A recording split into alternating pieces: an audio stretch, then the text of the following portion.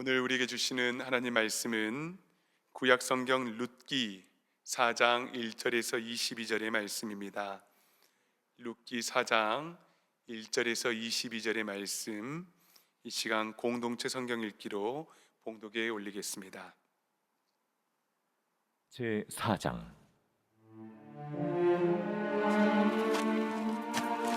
보아스가 성문으로 올라가서 거기 앉아 있더니 마침 보아스가 말하던 기업 물을 자가 지나가는지라. 보아스가 그에게 이르되 이리로 와서 앉으라.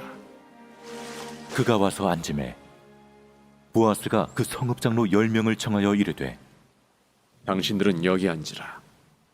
그들이 앉음에 보아스가 그 기업 물을 자에게 이르되 모압 지방에서 돌아온 나오미가 우리 형제 엘리멜렉의 소유지를 팔려 함으로 내가 여기 앉은 이들과 내 백성의 장로들 앞에서 그것을 사라고 내게 말하여 알게 하려 하였노라. 만일 내가 물으려면 물으려니와 만일 내가 물으지 아니하려거든 내게 고하여 알게 하라. 내 다음은 나요 그 외에는 물을 자가 없느니라. 그가 이르되 내가 물으리라. 하니 보아스가 이르되 내가 나오미의 손에서 그 밭을 사는 날에 곧 죽은 자의 아내 모압 여인 루색에서 사서 그 죽은 자의 기업을 그의 이름으로 세워야 할지니라. 하니 그 기업 물을 자가 이르되 나는 내 기업에 손해가 있을까 하여 나를 위하여 물으지 못하노니 내가 물을 것을 내가 물으라. 나는 물으지 못하겠노라 하는지라. 옛적 이스라엘 중에는 모든 것을 물으거나 교환하는 일을 확정하기 위하여 사람이 그의 신을 벗어 그의 이웃에게 주더니 이것이 이스라엘 중에 증명하는 전례가 된지라. 이에 그 기업 물을 자가 보아스에게 이르되 내가 너를 위하여 사라. 하고 그의 신을 벗는지라. 보아스가 장로들과 모든 백성에게 이르되 내가 엘리멜렉과 기련과 말론에게 있던 모든 것을 나오미의 손에서 산 일에 너희가 오늘 증인이 되었고 또 말론의 아내 모압 여인 룻을 사서 나의 아내로 맞이하고 그 죽은 자의 기업을 그의 이름으로 세워 그의 이름이 그의 형제 중과 그곳 성문에서 끊어지지 아니하게 하매 너희가 오늘 증인이 되었느니라. 하니 성문에 있는 모든 백성과 장로들이 이르되 우리가 증인이 되나니 여호와께서 내 집에 들어가는 여인으로 이스라엘의 집을 세운 라헬과 레아 두 사람과 같게 하시고 내가 에브랏에서 유력하고 베들레헴에서 유명하게 하시기를 원하며 여호와께서 이 젊은 여자로 말미암아 내게 상속자를 주사 내 집이 다말이 유다에게 낳아준 베레스의 집과 같게 하시기를 원하노라. 이에 보아스가 룻을 맞이하여 아내로 삼고 그에게 들어갔더니 여호와께서 그에게 임신하게 하심으로 그가 아들을 낳은지라. 여인들이 나오미에게 이르되 찬송할지로다. 여호와께서 오늘 내게 기업 물을 자가 없게 하지 아니하셨도다. 이 아이의 이름이 이스라엘 중에 유명하게 되기를 원하노라. 이는 내 생명의 회복자이며 내 노년의 봉양자라. 곧 너를 사랑하며 일곱 아들보다 귀한 내 며느리가 낳은 자로다. 하니라. 나오미가 아기를 받아 품에 품고 그의 양육자가 되니 그의 이웃 여인들이 그에게 이름을 지어주되 나오미에게 아들이 태어났다 하여 그의 이름을 오벳이라 하였는데 그는 다윗의 아버지인 이새의 아버지였더라. 베레스의 계보는 이러하니라. 베레스는 헤스론을 낳고 헤스론은 람을 낳았고 람은 암미나답을 낳았고 암미나답은 나손을 낳았고 나손은 살몬을 낳았고 살몬은 보아스를 낳았고 보아스는 오벳을 낳았고 오벳은 이새를 낳고 이새는 다윗을 낳았더라. 오늘은 거룩한 손해를 선택하라라는 제목으로 룻기의 마지막 장을 함께 나누며 또 하나님 앞에 서려고 합니다. 오늘 말씀을 통해서 우리의 영혼이 잘됨 같이 범사가 잘되고 또한 강건할 수 있기를 간절히 소망합니다. 아멘. 여러분, 룻기는 기근으로 베들레헴을 떠나야 했던 한 가정의 이야기로 시작이 되었습니다. 생존을 위해서 선택한 모압 땅이었지요. 그곳에서 나오미의 가정은 예상하지 못한 상실을 연이어 겪게 되었습니다. 집안의 기둥이었던 남편과 삶의 미래였던 두 아들을 모두 잃게 되었습니다. 홀로 남은 사람은 나오미였습니다. 늘 뒤에서 힘든 일을 감당해야 했던 그 여인 홀로 살아남은 것이었습니다. 이제 그녀 곁에는 모압의 두 며느리만 남았을 뿐입니다. 오르바와 룻입니다. 이 두 며느리는 그녀에게 위로이자 동시에 어쩌면 상처였는지 모릅니다. 그들을 볼 때마다 수없이 떠올랐을 이름들, 어쩌면 다시는 부르지 못할 그 두 아들, 나오미의 마음속에서 지워지지 않는 상실의 흔적일 수 있을 것 같습니다.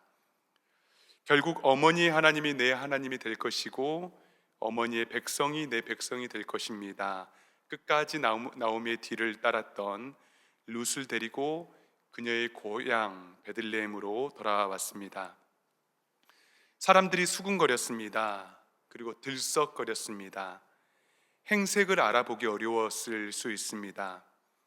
나갈 때는 남편과 두 아들을 데리고 나갔는데 이제는 모압 여인 하나가 나오미 곁을 지키고 있을 뿐입니다. 사람들이 손가락질합니다. 저희가 나오미가 맞냐고. 사람들의 수군거림 속에서 나오미가 이야기를 합니다. 이제는 나를 나오미라 하지 말고 이제는 마라라 부르라. 자신의 모든 정체성을 부인합니다. 이제는 기쁨이 아니라는 것이죠. 쓰디쓴 삶이라고 자신을 받아들입니다. 베들레헴에 도착했을 때에 성경은 보리 추수를 시작할 때였더라라는 말로 이야기를 이어갑니다. 하필 도착해 보니까 보리 추수가 시작된 때였습니다. 또 룻이 우연히 들른 밭에는 이삭을 줍고 있을 그때에 마침 보아스가 그의 밭에 이르게 된 장면도 있습니다. 여러분, 룻기는 우연과 마침 속에서 이 보이는 일련의 장면들 가운데에서 누구보다도 신실하게 룻과 나오미의 삶을 이끌어오고 계시는 하나님의 손길을 조용히 드러내주고 있습니다. 보리밭에서 후한 대접을 받았습니다. 그리고 돌아온 룻을 통해서 이제는 나오미가 변화되기 시작했습니다. 이제는 숨겨졌고 사라졌다라고 믿었던 하나님의 헤세드, 그 사랑을 보아스를 통해서 조금이나마 경험했기 때문입니다. 그래서 룻에게 이야기를 하죠. 타작마당에서 타작이 끝날 무렵에 아무도 없을 그때에 조용히 보아스의 발치에 누우라라고 말합니다. 이것은 위험한 요청이었습니다. 수치와 부끄러움을 직면해야 했습니다. 그런데 어머니의 말씀대로 그대로 순종하겠습니다라고 룻이 말합니다. 발치에 룻이 누웠을 때에 보아스가 깜짝 놀랐습니다. 누구냐라는 보아스의 질문에 나는 당신의 여종 룻입니다.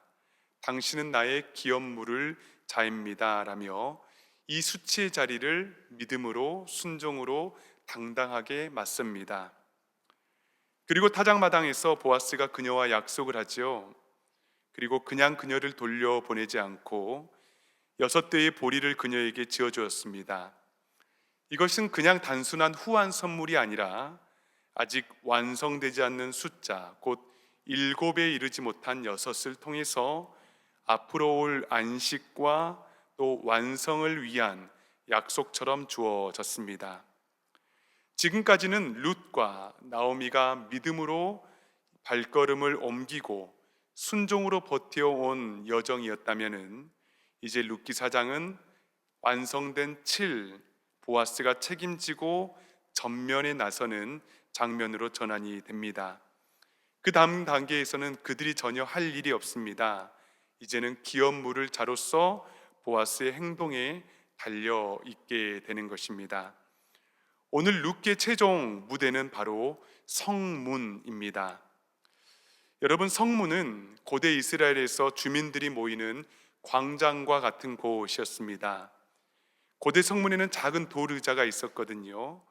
그곳에는 중요한 결정을 그곳에 앉아서 내리기도 하였고, 또 사람들 앞에서 공적으로 인증을 받는 곳이 바로 성문이었습니다. 성경을 보니까 아브라함이 막벨라 굴을 구입할 때에도 성문에 모인 사람들 앞에서 그 매매를 인정받기도 했고요.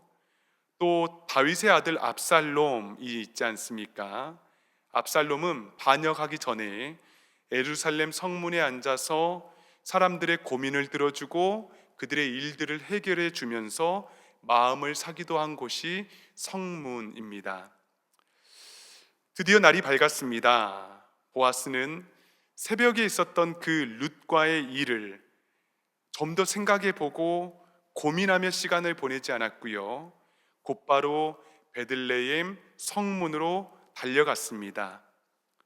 여러분, 보아스가 성문으로 향해 갔다는 것은 룻과의 약속이 그저 새벽에 있었던 로맨스로 치부하지 않았고 공정한 질서 가운데에 책임으로 완수하겠다라는 의지의 표명이었습니다.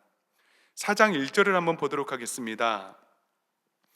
보아스가 성문으로 올라가서 거기에 앉아 있더니 마침 보아스가 말하던 기업 물을 자가 지나가는지라.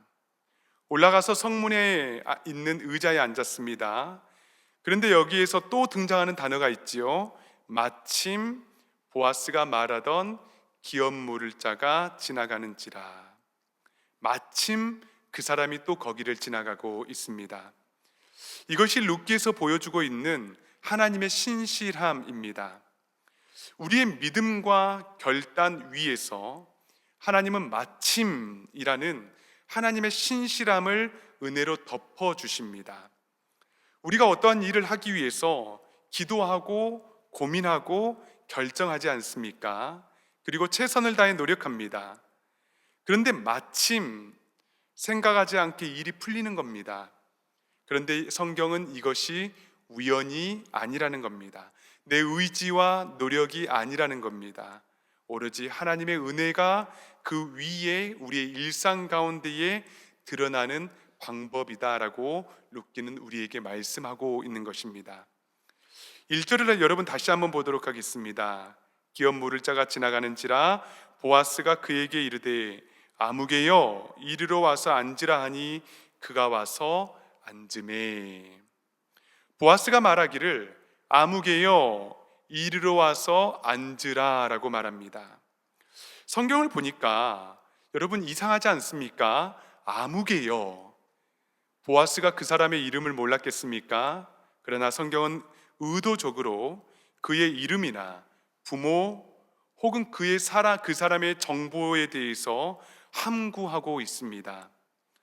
여기에서 번역된 아무개라는 말은요, 하이쉬라는 말인데, 하는 그, 이쉬는 남자 혹은 사람이라는 말입니다. 그 남자 또는 어떤 사람이라고 성경은 의도적으로 그 사람을 감추고 있습니다. 그 아무개가 성문에 앉습니다. 그리고 보아스가 성읍의 10명의 장로를 청하여서 그들도 곁에 앉게 합니다. 그리고 드디어 그가 하려고 했던 룻의 기업을 이어줄 책임, 고엘이라고 했지요.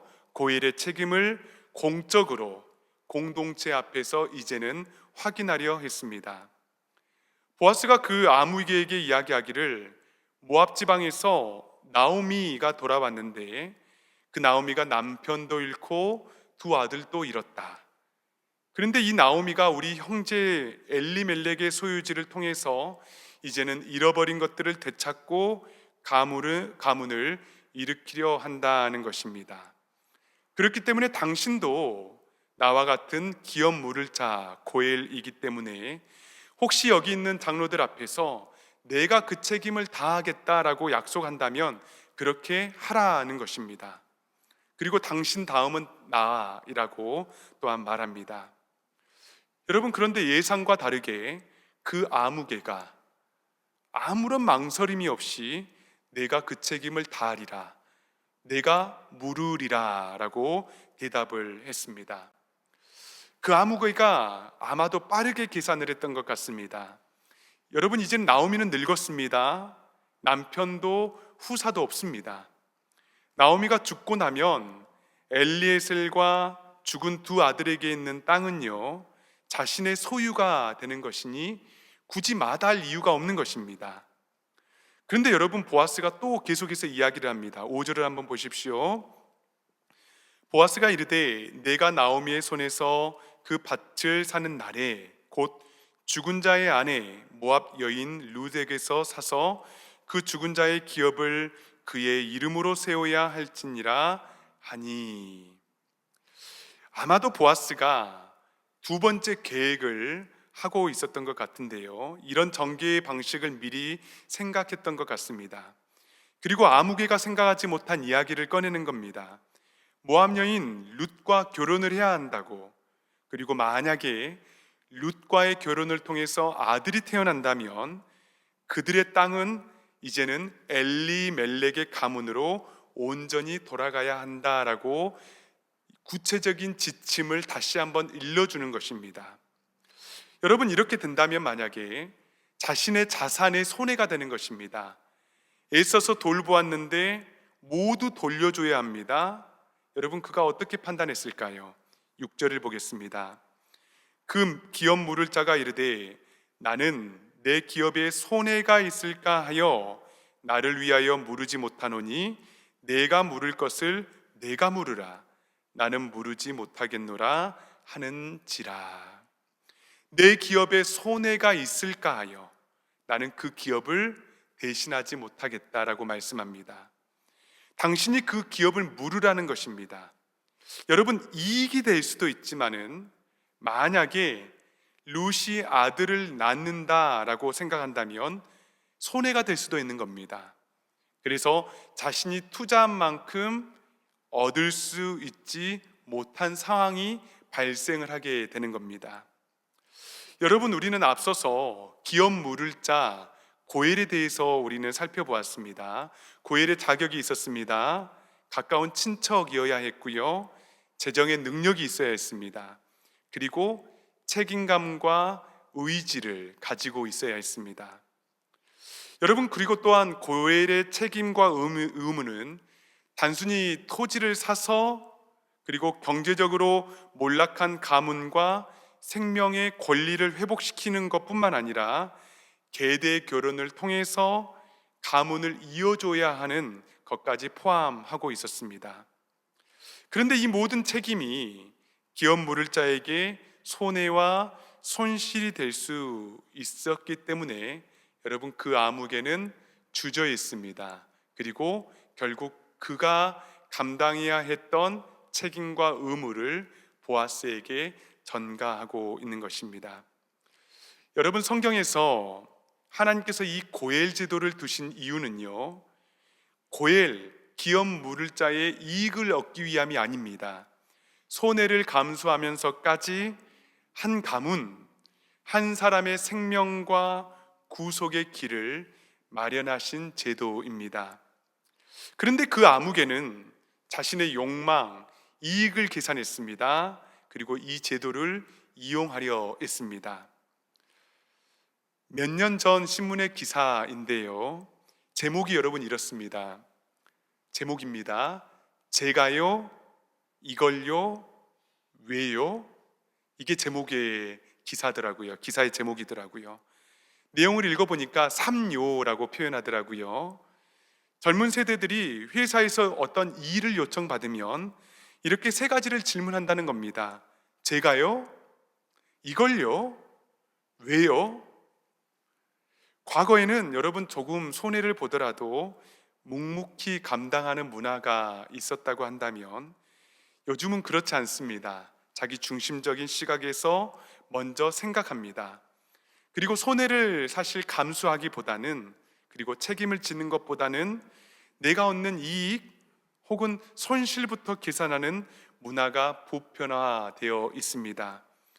그래서 되도록이면 아무것도 하지 않는 것이 서로에게 손해가 되지 않는다라는 생각을 갖기도 하고요, 또 책임이 따르는 일은 되도록 피하려고 합니다. 손실이 계산되지 않으면 선뜻 나서지도 않습니다. 여러분, 이러한 태도에 대해서 예수님께서도 비유로 우리에게 말씀하신 적이 있거든요. 타국으로 주인이 떠납니다. 종들에게 달란트를 맡겼습니다. 책임 있게 일하고 관리하라 당부했습니다. 일부 종들은 맡긴 것을 활용해서 열심히 이윤을 남겼습니다. 그런데 한 종은 두려움 때문에 땅에 그 달란트를 숨겼습니다. 손해를 보고 싶지 않았습니다. 여러분, 결과가 어땠습니까? 그 종에게, 주인에게 악하고 게으른 종이라 책망을 받았습니다. 여러분, 우리의 신앙생활에서도 이렇습니다. 하나님께서 우리에게 들려주시고 요청하신 삶이 있습니다. 지속적으로 우리의 마음을 두드리실 때도 있습니다. 그런데 우리는 종종 이렇게 반응하는 거예요. 제가요? 이걸요? 왜요? 혹시 하나님 말씀 앞에서 우리의 손실을 계산하고 있는 건 아닌지 모르겠습니다. 하나님의 말씀이 부담으로 들리고 요청하신 순종이 위험해 보이기 때문입니다. 여러분, 룻기 4장은 지금 이 문제에 대해서 우리에게 말씀하고 있는 것입니다. 여러분, 6절을 다시 한번 보겠습니다. 나는 내 기업에 손해가 있을까 하여 나를 위하여 물으지 못하노니. 여러분, 이 아무개는 이 고엘의 제도를 나를 위한 제도로 판단하고 생각했습니다. 인생의 기준이 내 기업의 이익이었고요, 나를 위한 삶이 그의 생활의 방식이었습니다. 나름 자신의 편에서 합리적인 삶이었습니다. 그런데 여러분, 보아스는 어떨까요? 9절과 10절을 보도록 하겠습니다. 보아스가 장로들과 모든 백성에게 이르되 내가 엘리멜렉과 기련과 말론에게 있던 모든 것을 나오미의 손에서 산 일에 너희가 오늘 증인이 되었고, 또 말론의 아내 모압 여인 룻을 사서 나의 아내로 맞이하고 그 죽은 자의 기업을 그의 이름으로 세워 그의 이름이 그의 형제 중과 그곳 성문에서 끊어지지 않게 함에 너희가 오늘 증인이 되었느니라 하니. 철저하게 준비했습니다. 줄줄이 외쳤습니다. 그리고 증인 앞에서 요청했습니다. 엘리멜렉과 기련과 말론에게 있던 모든 것을 나오미에게 산 이 모든 일에 너희들이 증인이다. 또한 모압 여인 룻을 나의 아내로 맞이하는 이 모든 일에도 당신들이 증인이 될 것이다 라고 말합니다.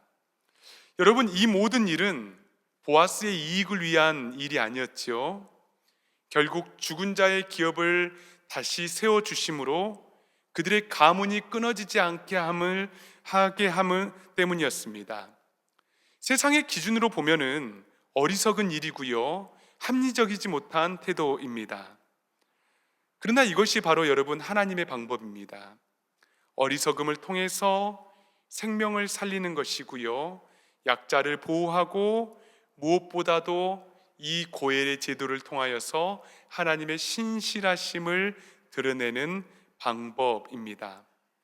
여러분, 하나님과 관계가 단절된 채 자신의 손익을 계산하며 살았던 시대 속에서 사사의 시대입니다.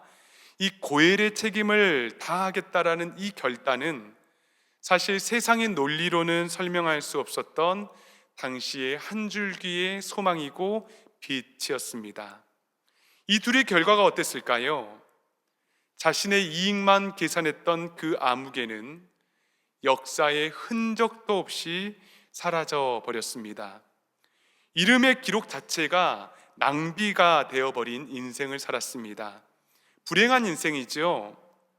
그토록 그가 붙잡고 싶었던 자신의 기업, 자신의 가문은 어땠을까요? 몇 대까지도 남기지 못했습니다.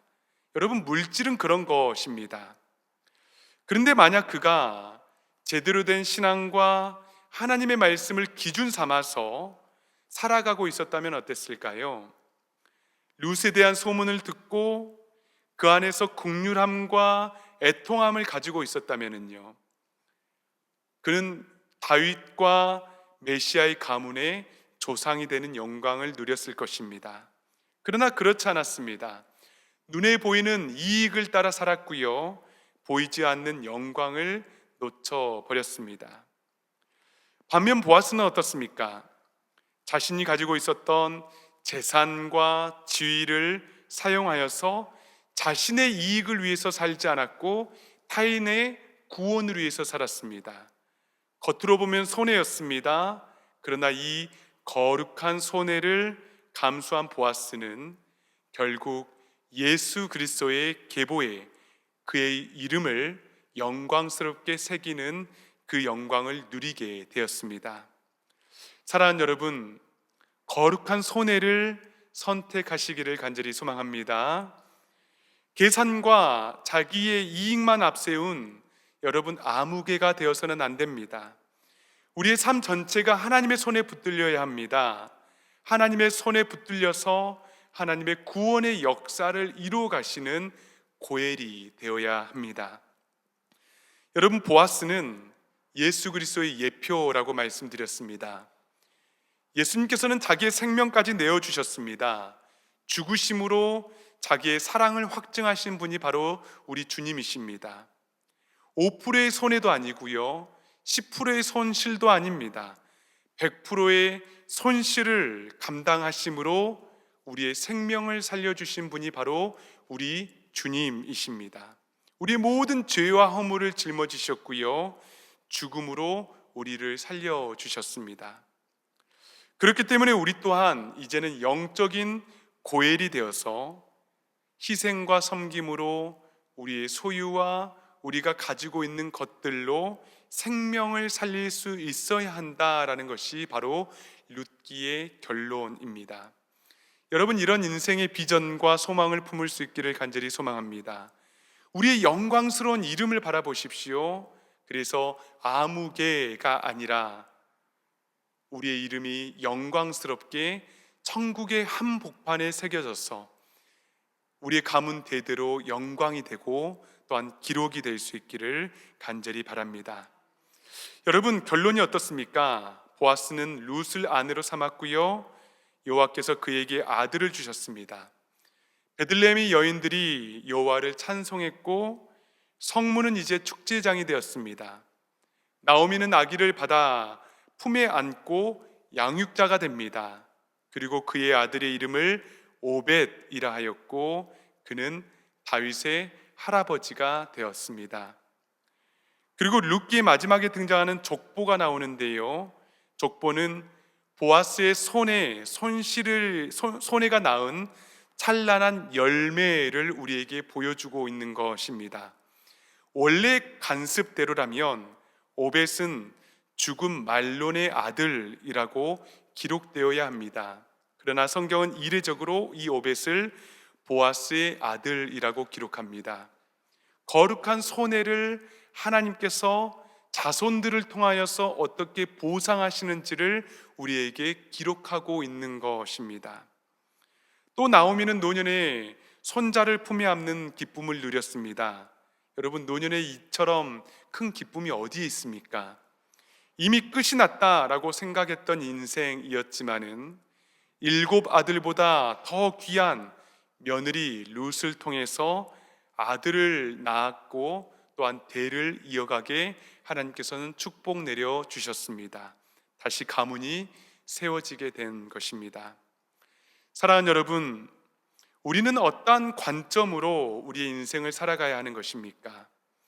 성도의 삶은요, 현재의 계산이 아닙니다. 우리의 삶은 영원한 하나님의 나라에 대한 투자가 되어야 합니다. 거룩한 손해는 손실로 기록되지 않고 하나님의 나라의 영광과 축복으로 다가올 것입니다. 그리고 반드시 자손 대대로 그 복이 전해지는 은혜를 누리게 될 것이다 라고 오늘 성경은 우리에게 도전하고 있는 것입니다. 간절히 바라기는 거룩한 손해를 두려워하지 마시기 바랍니다. 사랑과 섬김으로 실천하며 하나님의 도구가 될 수 있는 저와 여러분, 우리 모든 성도님들 될 수 있기를 간절히 바랍니다. 우리가 선택한 순종, 헌신, 때로는 이해되지 못하고 외롭게 느껴지는 순간들까지도 하나님께서는 세밀하게 바라보고 계십니다. 그리고 세상의 눈에는 손해가 될지 모르지만은 하나님 안에서 생명이 되고 회복의 열매가 되며 또한 우리의 삶을 통하여서 하나님의 이름이 드러나고 또한 우리의 삶의 이야기가 또 다른 룻기가 되어서 우리 자사손손 우리의 삶을 통하여서 하나님 홀로 영광 받아 주시며 하나님의 이야기가 하나님의 드라마가 쓰여지는 우리의 모든 복된 인생 될 수 있기를 간절히 축원합니다. 아멘.